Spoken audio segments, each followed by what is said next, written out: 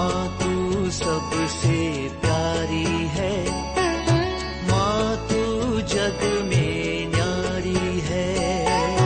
माँ तू सबसे प्यारी है, माँ तू जग में न्यारी है। अपने आंचल में रखना, अपने आंचल में रखना। हमें वरदानों से भरना। माँ तू सबसे प्यारी है, माँ तू जग में न्यारी है। माँ तू सबसे प्यारी है, माँ तू जग में न्यारी है। पिता, पुत्र और पवित्र आत्मा के नाम पर आमीन। आप सबों को जय यीशु। हम लोग आज तीर्थ यात्रा में यरूशलेम के विषय में सीखने जा रहे हैं। यरूशलेम, उस पहाड़ चढ़ने के पूर्व में, उस यरूशलेम में प्रवेश करने के पूर्व में यरूशलेम नगरी के विषय में, उस पहाड़ के विषय में थोड़ा जानकारी लेना अच्छा है। सबसे पहले पवित्र बाइबल के अंदर हम लोग उत्पत्ति ग्रंथ उसके अध्याय 22 के अंदर, उत्पत्ति अध्याय 22 में हम लोग पढ़ते हैं, ईश्वर ने अब्राहम को बुलाया और अब्राहम से कहते हैं तुम मोरिया देश जाओ, वहां जिस पहाड़ मैं तुम्हें बताऊंगा अपने पुत्र को बलि चढ़ा देने के विषय में। अपने पुत्र इसहाक को लेकर अब्राहम 3 दिन का सफर करते हैं। वाक्य 4 में आकर के हम लोग पढ़ते हैं, तीसरे दिन इब्राहिम ने आंखें ऊपर उठाई और उस जगह को दूर से देखा।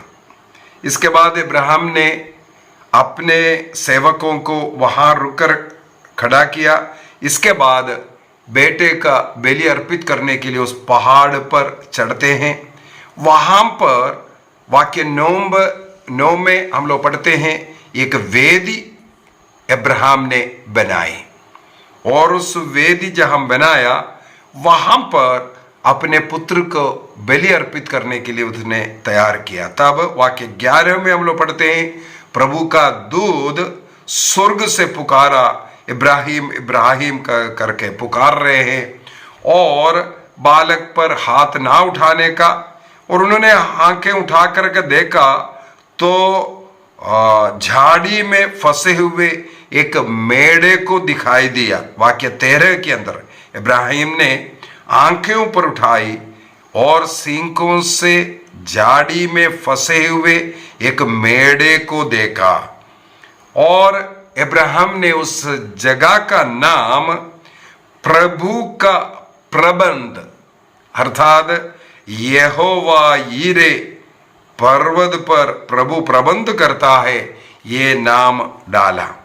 ये वह पर्वत है, ये जो मोरिया देश जहां ईश्वर ने अब्राहम को भेजा, वही देश है जहां आज हम लोग यरूशलेम कहते हैं। अब्राहम ने अपने पुत्र इसहाक को बलि अर्पित करने के लिए आया। जहां पर उन्होंने वेदी बनाया, वहां पर आगे चल कर के हमें मालूम है सुलेमान ने मंदिर बनाया। उसके विषय में भी आपको बता कर दूंगा। और यहां पर हम देखते हैं झाड़ी में जो सींगें फंस करके एक मेमना मिला था, उसका वध किया। जी हां, वहां पर सींगों में झाड़ी फंसा हुआ जो मेमना है, जो मेढ़ा है, प्रभु ईसा मसीह। उसी जगह पर प्रभु ईसा मसीह का बलि होने वाला कलवारी भी है। जहां यहाँ जो वेदी बनाया है उसका पास ही आज कलवारी जो पहाड़ है, जो बलि अर्पित करने वाला जगह है, ईसा मसीह का कलवारी बलि हुआ वो जगह भी। अभी इस जगह का कई नाम से बुलाते हैं।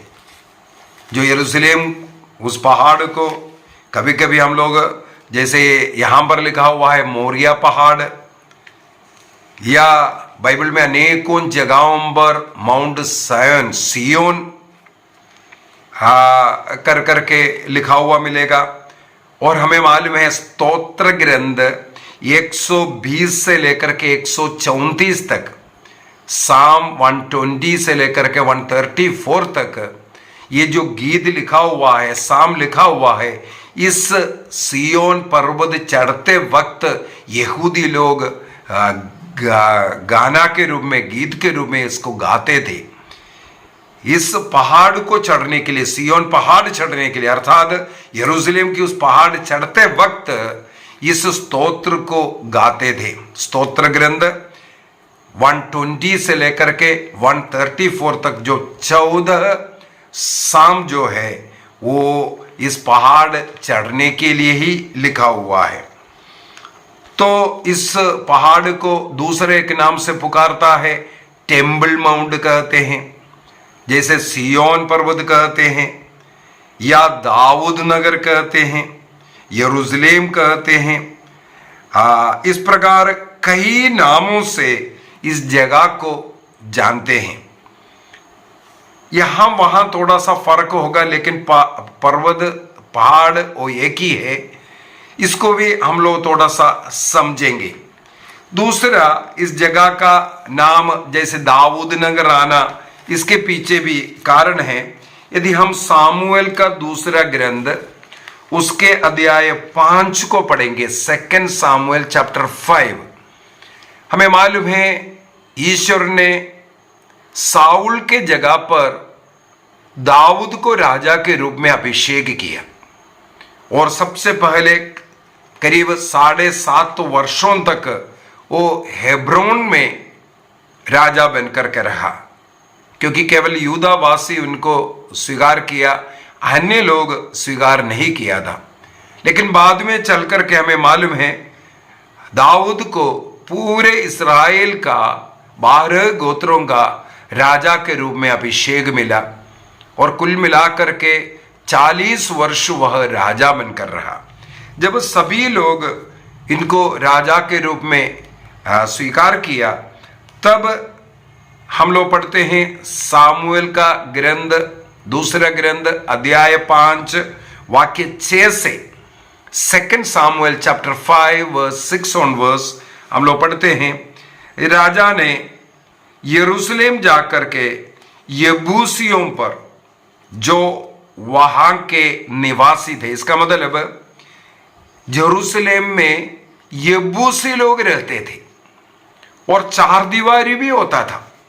उस 4 दीवारी के अंदर यबूसी लोग सुरक्षित रह रहा था। तब दाऊद जाकर के वहां उनके ऊपर आक्रमण करते हैं। वो किलाबंद उस देश को अपने कब्जे में कर करके उसको दाऊद नगर नाम डाला। इसके बाद दाऊद अपना हेडक्वार्टर, अपना घर, सब कुछ वहां पर बनाया। वाक्य 9 से, दाऊद उस गढ़ में रहने लगा और उसने उसका नाम दाऊद नगर रखा। विश्वमंडल का ईश्वर उसका साथ देता था। इस प्रकार इस जगह का नाम दाऊद नगर बना, और ऑलरेडी वहां पर यबूसी लोग रहता था, और यबूसी लोग वहां पर किला बना करके उसके अंदर सुरक्षित था। लेकिन दाऊद उसको अपने कब्जे में कर करके अपना दाऊद नगर बनाया। इसके बाद हमें आगे चल करके पता चलता है अध्याय 6 के अंदर, 2 सामुएल चैप्टर 6 के अंदर हम लोग पढ़ते हैं प्रभु का मंजूषा दाऊद, और लोग जाकर के उसको लेकर के दाऊद नगर लेकर के आते हैं।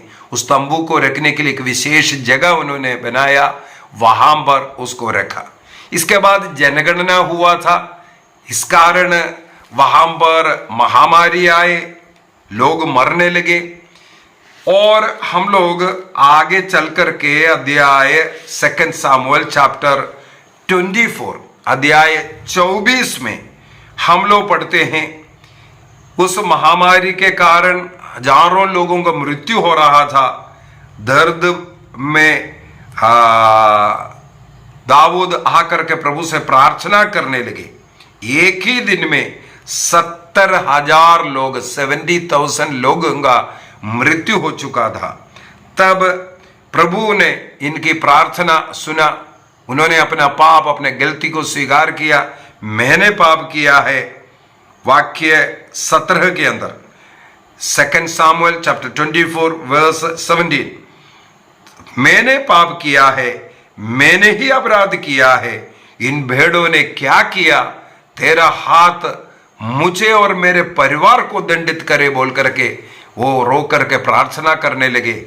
तब प्रभु ने नबी गाद को भेजते हैं, उनके द्वारा कहते हैं पहाड़ी पर चढ़कर यबूसी ओर्नान के कलिहान में प्रभु के लिए एक वेदी बनवाओ। दाऊद को आज्ञा मिला।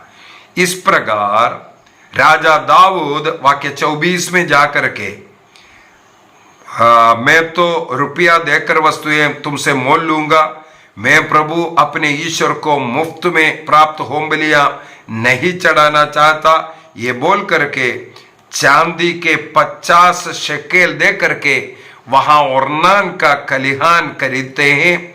वहां पर प्रभु के लिए एक वेदी बनाई और प्रभु के लिए होम बलि चढ़ाई, अपने पापों का प्रायश्चित बलि चढ़ाई। आगे चल करके दूसरा इतिहास अध्याय 3, हमें मालूम है राजा दाऊद को प्रभु के लिए मंदिर बनाने का अनुमति नहीं मिला। प्रभु ने कहा तुम्हारा पुत्र जब राजा बनेगा तब वह मेरे लिए मंदिर बनाएगा। तो 2 क्रॉनिकल दूसरा इतिहास अध्याय 3 वाक्य 1 में हम लोग पढ़ते हैं, सुलेमान ने यरूशलेम की मोरिया पहाड़ी पर प्रभु का घर बनाना प्रारंभ किया। इसका मतलब पहला मंदिर, यरूशलेम मंदिर, पहला मंदिर सुलेमान ने उस मोरिया पहाड़ पर, जहां पर अब्राहम ने इसहाक के लिए बलि अर्पित किया, बलिवेदी बनाया, वहां पर, जहां पर जिस जमीन को दाऊद ने ओर्नान से 50 शकेल देकर के खरीद करके अपने पापों का प्रायश्चित के लिए बलि अर्पित किया, जहां वेदी बनाया, वहीं पर प्रभु के लिए मंदिर बनाना शुरू किया। इसके बाद लिखा है जहां प्रभु ने उसके पिता दाऊद को दर्शन दिए थे, उस स्थान पर जिसे दाऊद ने निश्चित कर दिया था, अर्थात यबूसी ओर्नान के कलिहान पर, उस जगह पर फर्स्ट टेम्पल जो यरूशलेम का जो मंदिर है वह बनाया गया। ये BC 957 में 957 में 957 में BC 957 में सुलेमान ने ये मंदिर बनाया था। इस मंदिर को बाबुल के जो राजा नबूकदनेस्सर के समय पर BC 587 में 587 में इसको गिरा दिया गया। जहां प्रभु का मंजूषा के विषय में मैंने जो क्लास लिया था, वहां पर मैंने ये बता करके दिया था, राजा नबूकदनेस्सर जब आक्रमण करने के लिए आया, तब नबी जर्मिया ने प्रभु का मंजूषा लेकर के भागने का और नेबो पर्वत जाकर के वहां पर एक गुफा में रखने के विषय में हम लोगों ने मनन चिंतन किया था। नेबो पर्वत जब हम लोग गए थे उस क्लास के अंदर इस विषय को बताया था। आगे चल करके जब 17 वर्षों का जो बाबिलोन निर्वासन के बाद राजा जरुब्बाबेल के द्वारा 516 BC में सेकंड मंदिर बनाया गया। इसी स्थान पर जो फर्स्ट मंदिर नबूकदनेस्सर जो बाबुल के राजा ने गिराया था, उसको 516 बीसी में राजा जरुब्बाबेल के द्वारा इसको बनाया। और हेरोद द ग्रेट ईसा मसीह के समय, उस समय पर उसको रिनोवेट कर करके और विशाल बनाया, 4 दीवारी को भी, बाउंड्री को भी और बढ़ाया था। उसी मंदिर को दिखा करके शिष्यों ने बोला देखो कितना बड़ा मंदिर है। तब ईसा मसीह ने बोला इस मंदिर को गिरा दो, ये 3 दिन में फिर खड़ा करेंगे। ईसा मसीह ने अपने शरीर रूपी मंदिर के विषय में उस समय पर बोला था। ये सब हमें मालूम है इतिहास। तो 516 में जरुब्बाबेल ने ये जो सेकंड मंदिर बनाया और राजा हेरोद के समय पर उसको रिनोवेट किया था, ये सेकंड मंदिर। लेकिन प्रभु ने, हमने एक क्लास लिया था, प्रभु यरूशलेम को देखकर रोया, क्योंकि रोमन साम्राज्य के द्वारा इसको फिर से विनाश करने वाला है। तो एडी 70 में, एडी 70 में फिर से यरूशलेम को गिराया और उस मंदिर को भी गिरा दिया था। इसके बाद अभी वहां पर मंदिर नहीं है। उसी जगह पर हमने कहा है मुसलमानों ने अल अक्सा जो मॉस्क है उसको बनाया है। अल अक्सा मॉस्क, वे लोग विश्वास करते हैं उनका नबी मोहम्मद वहां से स्वर्ग में गया है, इसलिए उनके लिए सबसे दूसरा स्थान पर है पुराना मंदिर मॉस्क में, और सबसे पवित्र तीसरे स्थान में इस अल्लाह का मॉस्क को रखा हुआ है। तो यहूदी लोग ये विश्वास करता है मसीह का आगमन में, उन लोग इंतजार कर रहा है मसीह का आगमन होगा, तीसरा मंदिर यही इसी स्थान पर बनेगा कर करके। और इस यरूशलेम में प्रवेश करने के लिए सुलेमान के समय पर 7 दरवाजा होता था। इस बाउंड्री वॉल में 7 दरवाजा, आजकल 8 दरवाजा है। वो उसमें जो गोल्डन गेट है, जो पूर्वी दिशा का जो द्वार है, उस द्वार से प्रवेश करेगा, वही जो टेम्पल माउंट में प्रवेश करने का मुख्य द्वार है, उससे प्रवेश करेगा, ये विश्वास करते हैं। लेकिन वहां से प्रवेश ना हो इसके लिए मुसलमानों ने उसको बंद करके भी रखा हुआ है। इसे पूर्व में भी मैंने बोल करके दिया। ये करीब 1948 से 67 का जो अरब इसराइल जो वार हुआ, 6 डेज वार जिसे कहते हैं, तब तक जोर्दान के हाथ में था। इसराइल ने अनेकों जगह कैप्चर किया। इसराइल के विरुद्ध में 7 अरब देश मिलकर के आक्रमण किया था, लेकिन इसराइल ने 6 दिनों में उन लोगों को घुटना टिकवाया, उन पर विजय प्राप्त किया और कई जगह उन्होंने कैप्चर कर अपने अधिकार में किया। उनमें से एक ये टेम्पल माउंट भी था। लेकिन एक आगे चल करके एक समझौता के द्वारा मंदिर जो उनका अल अक्सा जो मंदिर है, मस्जिद है, वो जगह फलस्तीन के हाथ में है, लेकिन वहां का केवल एडमिनिस्ट्रेशन उनका है। सिक्योरिटी पूरा आज भी जो इसराइल के हाथ में ही है। यदि हम लोग आज की स्थिति, पहले का जो बाउंड्री वाल अनेकों बार तोड़ा गया, कहीं घटाया कहीं बढ़ाया है। दाऊद नगर जो बोलता था आज इस बाउंड्री वॉल के बाहर चला गया। या माउंट सियोन जो कहते हैं, माउंट सियोन के विषय बारे में थोड़ा सा और आगे क्लास ले लेंगे। वो बाउंड्री वॉल के बाहर चला गया। यदि इस ओल्ड जेरूशलेम को जानना है तो इस प्रकार जानना जरूरी है। वहां पर जो लोग रहते हैं 4 क्वार्टर्स में उसको विभाजित है, 4 भागों में विभाजित करके रखा है। सबसे पहले जो नॉर्थ साइड में जो यरूशलेम का नॉर्थ वेस्ट जो एरिया है, नॉर्थ वेस्ट एरिया, उसको क्रिश्चियन क्वार्टर्स कहते हैं।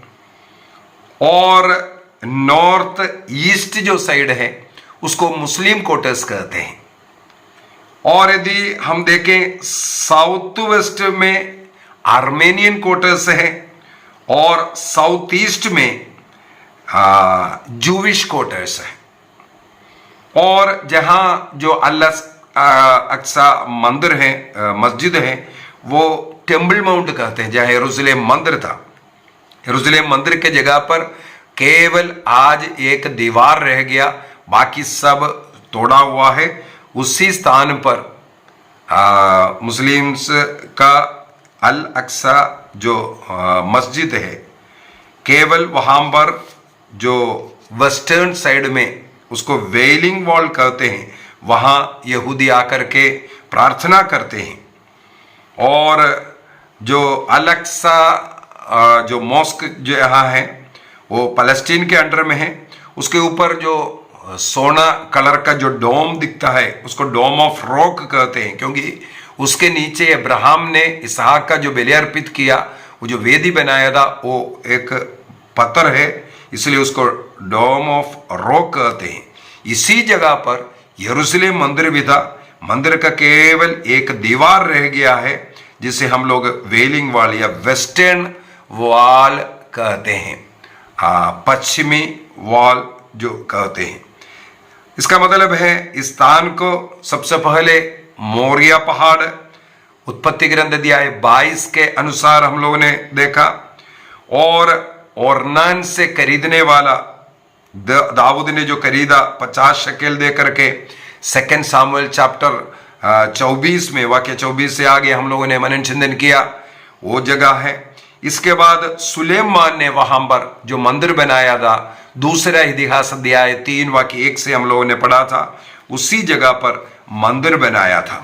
उस जगह अब 4 क्वार्टर्स में विभाजित है। सबसे पहले क्रिश्चियन, इसके बाद मुस्लिम्स, इसके बाद आर्मेनियन क्वार्टर्स और जूविश क्वार्टर्स। उसका पोजीशन भी मैंने बोला। इस क्वार्टर्स बाउंड्री वॉल के जो अंदर है, बाउंड्री वॉल में आजकल 8 द्वार है, 8 द्वार है। उस द्वार को भी थोड़ा सा अभी बताना अच्छा रहेगा।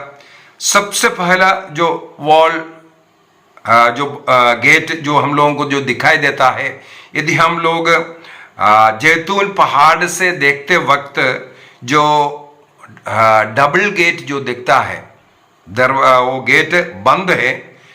बाकी 7 जो गेट है वो सिंगल डोर है, केवल यही एक डोर है, वो डबल गेट है। इसी द्वार को मुसलमानों ने इसको बंद करके रखा है। इसका इतिहास भी मैंने बोल करके दिया है। और 1541 में 1541 में सबसे लास्ट में इसको बंद करके रखा। इसके बाद उसको कभी खुला नहीं है। और ये यरूशलेम का पूर्वी साइड का है। जब जैतून पहाड़ से हम लोग जब देखते हैं तब यही गेट हम लोगों को दिखाई देता है। या किद्रोन वाली है, वहां पर वहां साइड में ये जो गेट दिखाई देता है। ईसा मसीह जो विजयी जुलूस होसन्ना गाते हुए लोगों ने उनका जो स्वागत किया, जो प्रवेश करने वाला द्वार भी यही है, ये गोल्डन गेट है। और इस गोल्डन गेट में गेट को गेट ऑफ इटर्नल लाइफ कहते हैं। अनंत जीवन के लिए प्रवेश करने वाला गेट भी इसे कहते हैं। अर्थात बाइबल के अनुसार स्वर्ग का जो द्वार, उसके साथ इस गेट को उपमा किया हुआ है। दूसरी बात है, इसमें 2 भाग है। बाकी सब गेटों में एक ही द्वार होता है, इसमें 2 द्वार है। इसका क्या कारण है? एक द्वार को जो साउथ साइड का जो द्वार है उसको मर्सी गेट कहते हैं, और जो नॉर्थ साइड वाला जो है उसको गेट ऑफ रिपेंडेंस, पश्चाताप का द्वार कहते हैं। तो करुणा का द्वार और पश्चाताप का द्वार, ये दोनों मिलकर के ये एटर्नल लाइफ का द्वार बनता है। मसीह से प्रवेश हुआ, मसीह का दोबारा आगमन भी यही होना है, ये विश्वास करते हैं। इसी कारण मुसलमानों ने 810 में, सन 810 में इसको बंद किया। मुसलमानों ने जब इसको कब्जा किया, इसके बाद क्रूसेडर्स आकर के 1102 के समय पर इसको फिर से खोला था, फिर से उसको बंद किया, 2-3 बार उसको बंद किया, खोला, और लास्ट में 1541 में इस गेट को बंद कर रखा है। और प्रेरित चरित्र अध्याय 3 के अंदर शिष्य लोग जब मंदिर जा रहा था, फाटक के पास, सुंदर फाटक के पास एक लंगड़ा व्यक्ति भीख मांग करके जो बैठा हुआ था, यही फाटक है, सुंदर फाटक, जो प्रेरित चरित्र अध्याय 3 में लिखा हुआ, जहां पर एक लंगड़ा व्यक्ति भीख मांग रहा था, चमत्कार हुआ, वो जगह यहाँ है। और साथ ही साथ यदि हम लोग इसके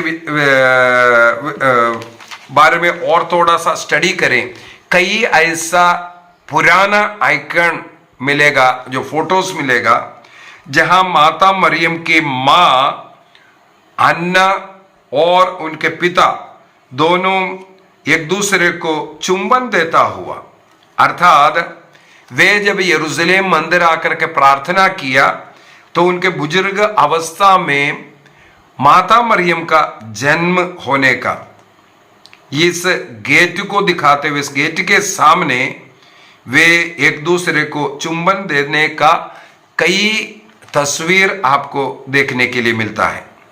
और दूसरा गॉस्पेल ऑफ जेम्स है, याकूब का सुसमाचार, जो हमारे बाइबल का भाग नहीं है, उसके अंदर इस गेट को माता मरियम से तुलना किया हुआ है।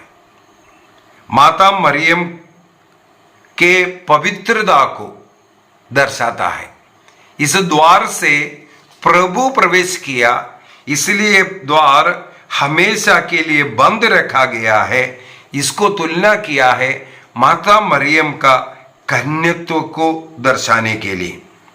तो इमैक्युलेट कंसेप्शन ऑफ माता मरियम का निष्कलंक गर्भागमन को दिखाने के लिए, उनके माता पिताओं का प्यार को दर्शाता हुआ, ये गोल्डन गेट के साथ उनका तस्वीर दिखाते हैं। और साथ ही साथ माता मरियम का जो हमेशा पवित्र रही, कन्या रही जीवन के अंत तक, इसको दर्शाने के लिए भी इस फाटक को दर्शाता है। तो गोल्डन गेट, ईस्टर्न गेट, जो जैतून पहाड़ से हम लोगों को दिखाई देता है, इसका इस प्रकार कई महत्व है। दूसरा गेट जो लायन गेट, अच्छा, ये जो गोल्डन गेट है, ये ईस्टर्न साइड में मतलब टेम्पल माउंट जहां मंदिर था, उसी में प्रवेश करने के लिए टेम्पल के एकदम साथ में ये गेट है, गोल्डन गेट। सबसे पहला ये जो गेट मंदिर का, यरूशलेम मंदिर के साथ में, उसके सामने जो ईस्ट साइड में, जो पूर्वी साइड में जो मंदिर का गेट था। दूसरा लायंस गेट, ये भी ईस्ट वॉल में ही है। हम लोग यरूशलेम के अंदर प्रवेश करने के बाद इस लायंस गेट से बाहर निकला था। बाहर निकलने का मतलब है इसके बाद जैतून पहाड़ की ओर हम लोग निकलते हैं, तो करीब बीचों बीच में गोल्डन गेट है, उसका थोड़ा सा नॉर्थ साइड में जाकर के लायंस गेट है। लायन गेट 1538 से 39 तक के समय पर यहोशाफाट ने इस गेट को यहाँ निर्माण कर करके जो दीवार बनाया और यहाँ ये गेट खोला है करके कहते हैं। इस गेट को सेंट स्टीफन गेट भी कहते हैं और सेंट मेरीज गेट भी कहते हैं। ये मुस्लिम क्वार्टर्स में है। यरूशलेम के अंदर जो मुस्लिम क्वार्टर्स है, 4 क्वार्टर्स मैंने बोला, उसमें मुस्लिम क्वार्टर्स में ये लायंस गेट का Saint Stephen's gate, Saint Mary's gate और ये मुस्लिम क्वार्टर्स में है। अगला नॉर्थ साइड में मुस्लिम गेट में ही, मुस्लिम क्वार्टर्स में ही अगला एक और गेट है जिसे नॉर्थन वॉल में हेरोद गेट कहते हैं, या भेड़ भाटक, जिसे बाइबल के अंदर भेड़ भाटक जो लिखा हुआ है, या फ्लावर गेट जो बताते हैं, ये हेरोद गेट, हेरोद का महल उसके पास था। ये 1537 में और 1875 में इस जगह को एक्सपांड करके यहां गेट जो बनाया, तो मुस्लिम क्वार्टर्स में ये वाला गेट है हेरोद गेट। अगला गेट है Damascus gate. Damascus gate north wall का करीब करीब बीचों बीच में आता है। ये 1537 में जब ये वॉल बनाया, तब नॉर्थ वॉल के मध्य भाग में इस गेट को जहां क्रिश्चियन लोग भी एंटर कर सकता है, मुस्लिम लोग भी एंटर कर सकता है, दोनों क्वार्टर्स के बीच में ये दमास्कस गेट बनाया है। अगला 5वां गेट है न्यू गेट। इस गेट को गेट ऑफ हमीद भी कहते हैं। ये नॉर्थ वॉल में है और क्रिश्चियन क्वार्टर्स में प्रवेश करने के लिए विशेष रूप से जो प्रॉब्लम रहता था उस समय पर, जो क्रिश्चियन क्वार्टर्स में प्रवेश करने के लिए ही इस न्यू गेट को बनाया। न्यू गेट नाम इसलिए डाला, बाकी 7 गेट था, यही 8वां गेट के रूप में बनाया था नॉर्थ वॉल में। इसका मतलब नॉर्थ वॉल में 3 गेट हो गया, एक न्यू गेट हो गया, दूसरा दमास्कस गेट हो गया, तीसरा हेरोद गेट हुआ।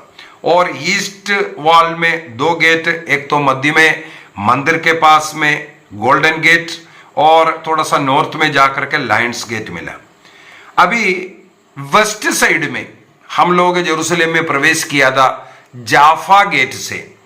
वो वेस्ट साइड में, वेस्ट दीवार में, वो मध्य भाग में जहां क्रिश्चियन या आर्मेनियन क्वार्टर्स हैं, वहां प्रवेश करने के लिए इस्तेमाल करता है जाफा गेट।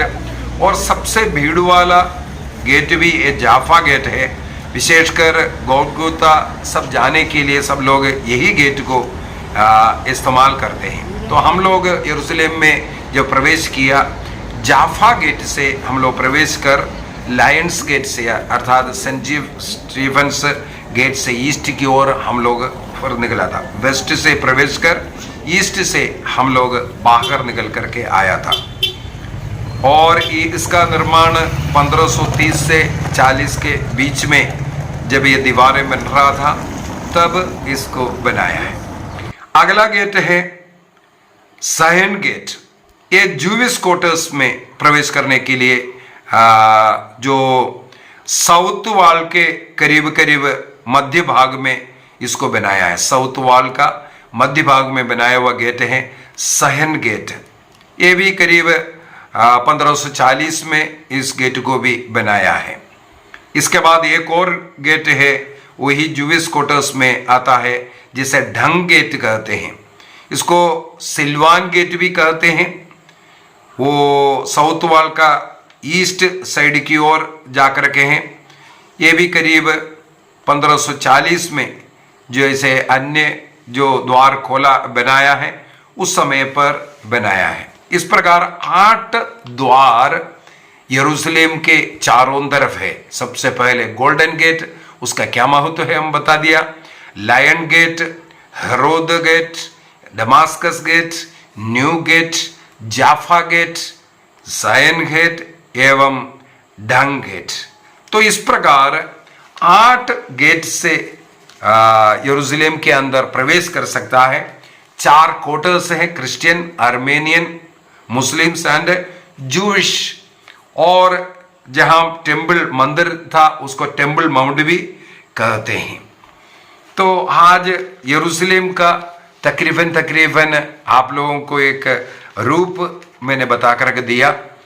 कल आगे हम लोग बढ़ेंगे, या हम प्रवेश करना, वहाँ जाना, कई जगह देखना, उसके विशेष में भी हम लोग सीखेंगे। आइए आंखें बंद करें, प्रभु को धन्यवाद दें। प्रभु ने जय जयकार के बीच में यरूशलेम में जो प्रवेश किया, वो द्वार आज बंद है।